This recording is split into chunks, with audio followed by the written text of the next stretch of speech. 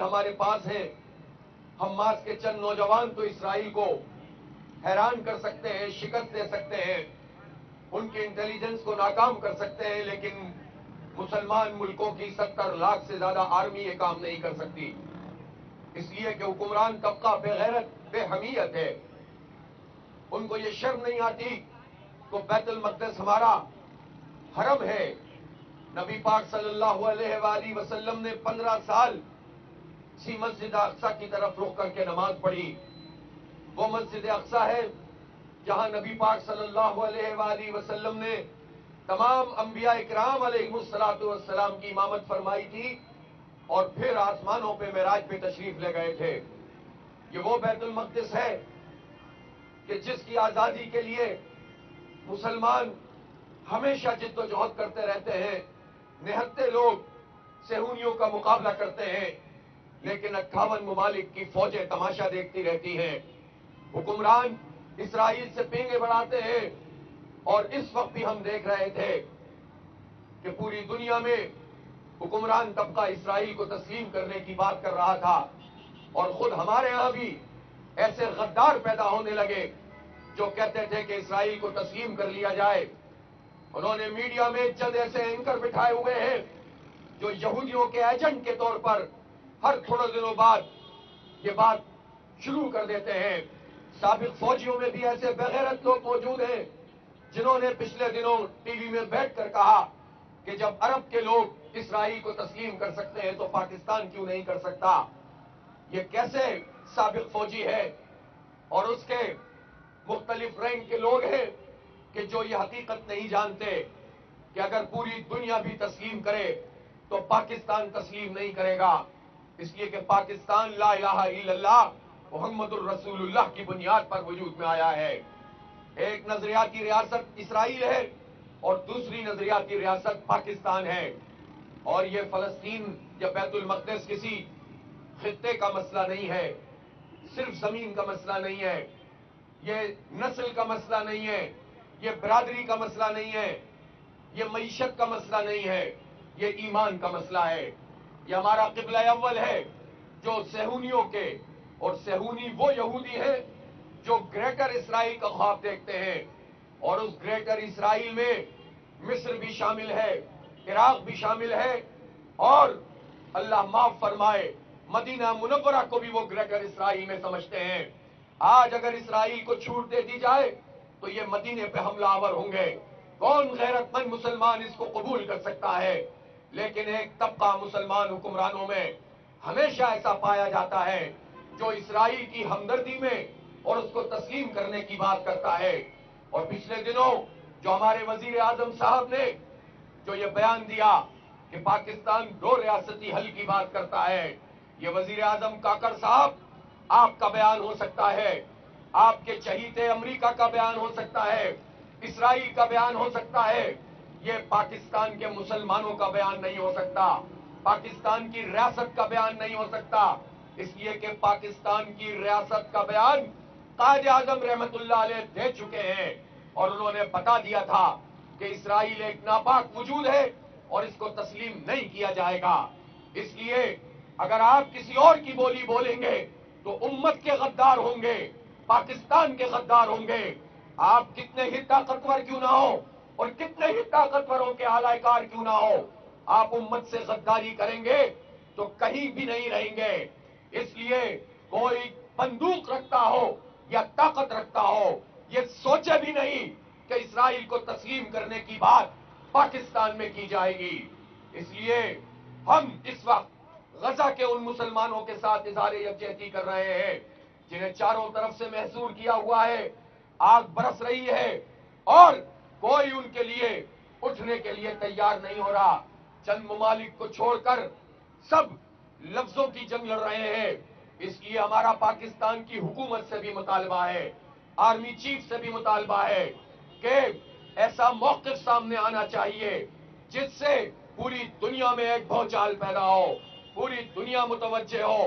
ہمیں تو ویسے ہی اس حکمران طبقے نے مار دیا ہے، مہنگائی کی آگ میں جلا دیا ہے. یہ تو جو امن کی مالا جپنے والے انہوں نے پاکستان کو کیا دیا ہے؟ بجلی کے بم دیے ہیں، पेट्रोल के बम दिए हैं, महंगाई और बेरोजगारी दी है, बदअमनी दी है, इस बेहतरीन रियासत को तबाह बर्बाद किया है। इसलिए हमसे ना कोई ये बात करे कि अगर हमने इसराइल के खिलाफ बात की तो हमारी मईशत तंग हो जाएगी।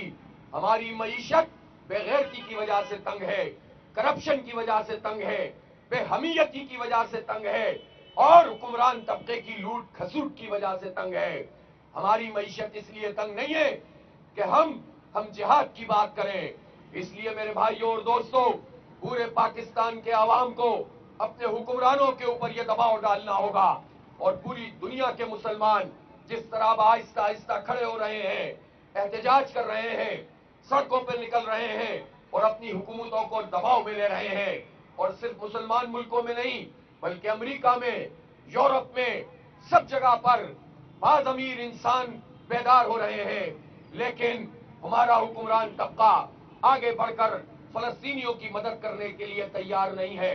हमारा यह फर्ज बनता है, हमारा दिल ये चाहता है कि हम अपने फलस्तीनी भाइयों के शाना बशाना लड़ें, लेकिन रास्ते मसदूद होते हैं। कौन ऐसा नौजवान होगा जो बेशक बहुत मजहबी ना हो, बहुत इबादत गुजार ना हो, लेकिन अगर उससे ये कहा जाए कि वो मस्जिद अक्सा की हिफाजत के लिए उसको ले जाया जा रहा है, तो मैं नहीं समझता कि हमारे शहर कराची और इस पाकिस्तान में कोई भी पीछे रहने के लिए तैयार होगा। हर एक में इतनी गैरत मौजूद है। जब हमारे रास्ते बंद किए हुए हैं तो हम कुछ नहीं कर सकते। हम अपने गजा के मुसलमानों के लिए आवाज बुलंद कर सकते हैं, हम खड़े हो सकते हैं, हम सड़कों पे निकल सकते हैं, हम इस बच्चे की तरह प्ले कार्ड तो उठा सकते हैं, हम अपनी औरतों और अपनी खवातीन की तरह मैदान में निकलकर बेदारी तो पैदा कर सकते हैं। इसलिए शारा फैसल पर 15 अक्टूबर को पूरी दुनिया का सबसे बड़ा एहतजाज करेंगे।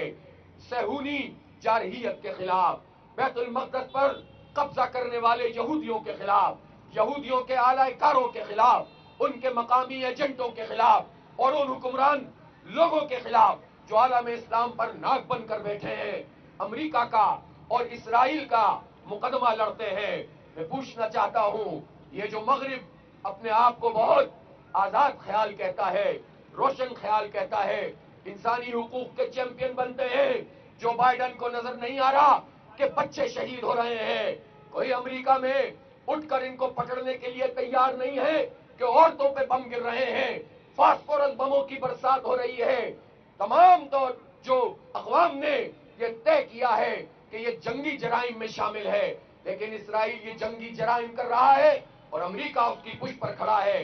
पहले वजीर खारजा इसराइल पहुंचा, अब वजीर दिफा इसराइल पहुंचा है।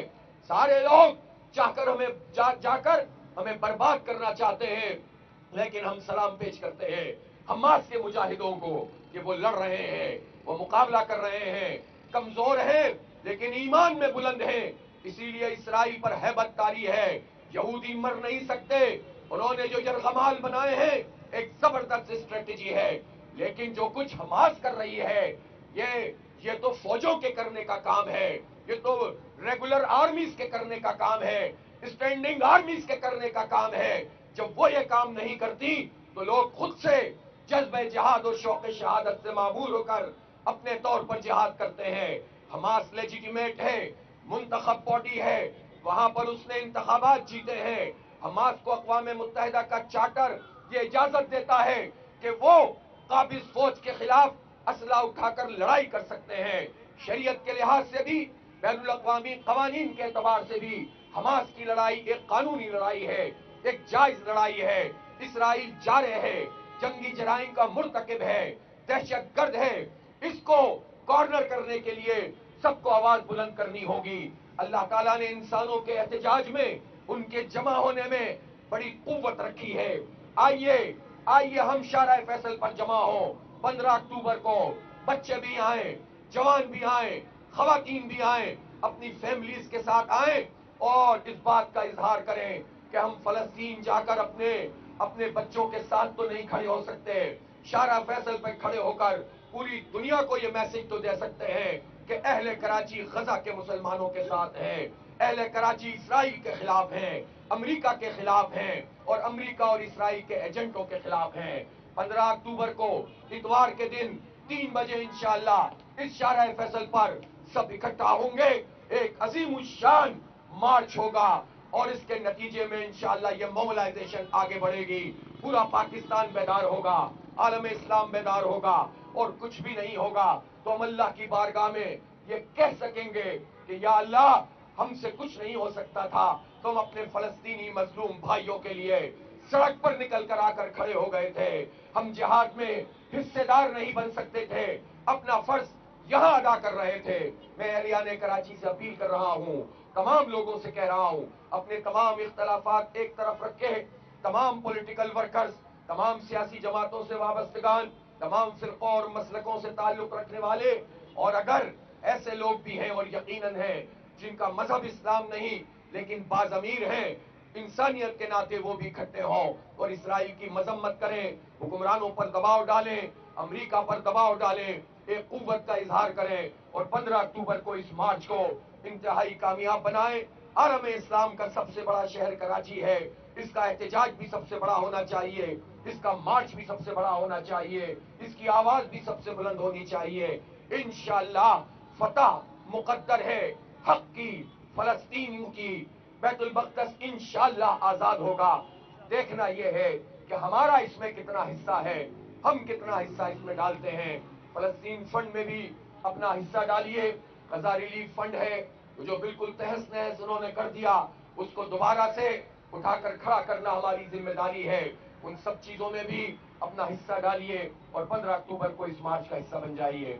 बहुत शुक्रिया। वाखिर दावाना अल्हम्दुलिल्लाह रब्बिल आलमीन।